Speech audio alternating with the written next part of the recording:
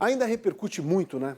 Aquela decisão que é polêmica, tomada pela Prefeitura em dispensar professores que fizeram concurso para professor auxiliar de alunos especiais. A Secretaria de Educação do município, né, se reuniu com associações, com outras entidades e a Daniela Secom vai trazer mais detalhes ao vivo. Mudaram de ideia, não mudaram? Explicaram melhor quais são as estratégias, Dani? Oi, Polito, uma boa tarde para você e a todos que nos acompanham aqui no Balanço Geral. A gente vai tentar entender melhor essa nova determinação, essa nova portaria da Prefeitura de Florianópolis, porque de fato causou muita repercussão e ontem uma reunião juntando aí a Secretaria Municipal de Educação e algumas entidades, algumas associações desse meio, né, principalmente aí a APAE, a Associação dos Amigos Autistas também, por exemplo, para tentar entender e dialogar para ver como é que essas mudanças vão ser aplicadas na prática. Quem vai esclarecer um pouquinho melhor para a gente essa história toda é o secretário adjunto de Educação, Eduardo Gutierrez. Eduardo, boa tarde, bem-vindo. Conta pra gente, primeiro de tudo, o que essa portaria significa na prática, qual a mudança que ela emprega na educação municipal de Florianópolis. Boa tarde a todos. Em primeiro lugar, a gente queria agradecer o espaço que o Grupo ND vem oferecendo para a Secretaria de Educação para que a gente possa chegar nas famílias e tranquilizar as famílias de todas essas mudanças que estão gerando alguns desconfortos, algumas incompreensões, e eu acho que é importante esse espaço.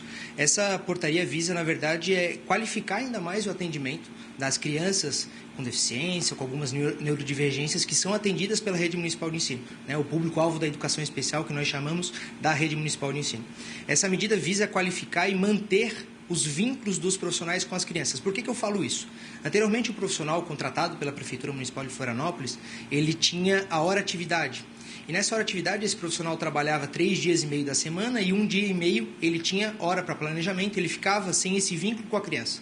Né? E a ideia é que quando a gente faz essa mudança, quando a gente traz um novo profissional com uma nova carga horária, a gente consiga manter esse vínculo, que esse profissional consiga ficar com essa criança todos os dias da semana, mantendo esse vínculo, que é algo muito importante. Tá? E um ponto que eu acho que é importante ressaltar e que tem sido veiculado é que esse profissional possui a mesma formação do profissional anterior. O outro profissional não tinha uma formação específica em educação especial. A formação específica em educação especial é do professor de educação especial, o professor do AEE, que é do atendimento educacional especializado, que são as salas multimeios, que nós vimos ampliando ao longo dos últimos anos. É importante destacar que essa política de educação especial é uma prioridade no nosso governo, do governo Topazio especialmente. Tanto é que, da virada do ano passado para hoje, nós criamos então uma diretoria de educação especial. E essa diretoria agora tem um compromisso junto com as famílias, né, para que sejam cada vez mais tranquilizados nesse compromisso, que nós vamos trabalhar para as crianças e junto das famílias. A ideia é que a gente possa ouvir as famílias, e foi aquilo que aconteceu na reunião de ontem. Nós trouxemos associações, né, que muitas dessas associações são de profissionais ou de famílias, né, que discutem, que pleiteiam pautas relacionadas a esse tema, e a ideia é que a gente pudesse naquela reunião conversar um pouco e explicar essa portaria. Ficou muito evidente naquela reunião que a gente precisa melhorar no atendimento lá na ponta. Não era a discussão de qual profissional estava fazendo esse trabalho, né? Mas sim da formação continuada que é colocada para esses profissionais, que é o nosso compromisso, que no ano de 2025 a gente vai qualificar ainda mais. Com relação a esses profissionais, uma reclamação principalmente por parte dos professores que prestaram concurso público para serem professores auxiliares, é essa questão da equiparação de patamar até de um auxiliar de sala, que tem uma formação, mas uma formação menor do que um professor auxiliar. Como se tivessem colocados no mesmo balaio. Isso vai acontecer na prática? Qual que é a resposta que a Prefeitura pode dar a esses profissionais que também foram aprovados no concurso? Na verdade, isso não é uma verdade, porque o profissional, a exigência no concurso, no processo seletivo, é o mesmo nível de formação. Os dois profissionais possuem o mesmo nível de formação. No entanto, o professor auxiliar, ele tinha hora-atividade, outras garantias, e o auxiliar de sala, ele é um profissional do quadro civil da Prefeitura, ele tem uma carga horária de 30 horas, então ele consegue acompanhar essa criança todos os dias da semana, no período integral que a criança vai ficar na unidade educativa. Então, esse é o ponto de destaque.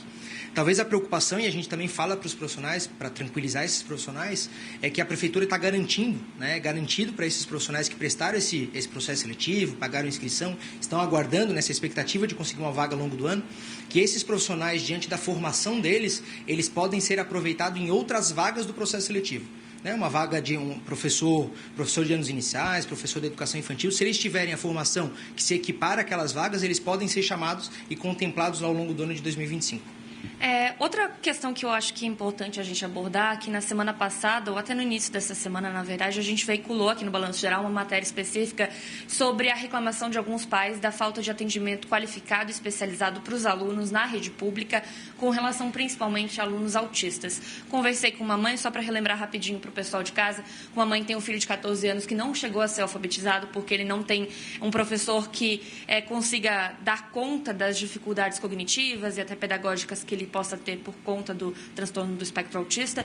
Enfim, tem uma associação no sul da ilha e eles reclamam justamente disso. A gente analisou a portaria de 2014, que era vigente até então, que veda a contratação de professor auxiliar nos casos de dificuldade cognitiva e pedagógica, autoriza somente para questões motoras e comportamentais. Na época, a prefeitura mandou uma nota para a gente, acho que é importante utilizar o espaço para te questionar por que não existe essa possibilidade de contratação e como é que a educação municipal se pretende a conseguir corresponder à necessidade desses alunos que não têm o mesmo nível de aprendizado, a facilidade de aprendizado ou também a dinâmica como um aluno que não tem o TEA, por exemplo. Eu acho que eu divido minha fala em duas etapas. Em primeiro lugar, dizer que a educação especial ela não é um compromisso só do auxiliar de sala, só do professor auxiliar de educação especial ou só do professor de educação especial. A educação especial, a educação inclusiva, a inclusão das crianças com deficiência na nossa rede, ela precisa ser um compromisso de todos.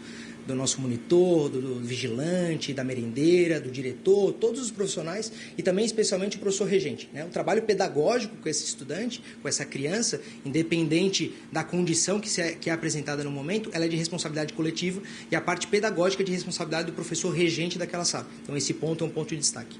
As famílias trouxeram muito ontem nessa reunião essa preocupação. A legislação federal que trata do profissional de apoio, essa legislação, ela diz que o profissional de apoio ele existe, né? O profissional de apoio ele existe para elencar atender alguns objetivos daquela criança. Locomoção, higiene, alimentação, questão comportamental, mas a gente coloca no artigo 2º da nossa portaria, que foi revisado, que também as especificidades que vão ser analisadas pela nossa equipe técnica da Secretaria. Então, a gente não limita, a gente deixa aberto essa possibilidade, mas cada caso, né, cada necessidade vai ser avaliada dentro do contexto da unidade educativa. E um ponto eu acho que também merece destaque, né? Se nós formos observar esse profissional de apoio Brasil afora, esse profissional de apoio ele é um estagiário, ele é um cuidador, ele é um terceirizado, e a gente se comprometeu, um pedido do prefeito Topazio, que a gente se comprometesse que fosse um profissional da educação. A gente só agora encontra um profissional que tem uma carga horária, né, que a gente consiga melhor atender os anseios daquelas famílias, das crianças principalmente. Perfeito, muito obrigada, Eduardo. Tá aí, secretário adjunto de Educação de Florianópolis, tentando explicar, né, dando respostas até para a comunidade, para a sociedade que pediu, por isso, com relação a essa mudança na educação especial aqui em Florianópolis. Polito, eu volto com você. Obrigado, Dani Secom, com informações importantíssimas ao vivo, para que a gente possa entender melhor qual é a estratégia que está sendo colocada, né, em prática, com as ideias tiradas do papel ao longo de um processo de análise que foi feita com participação, inclusive da sociedade, que muita gente neste momento está preocupada, e essa satisfação do poder público é fundamental para que os pais e mães possam ficar em paz e tranquilizados. Essa é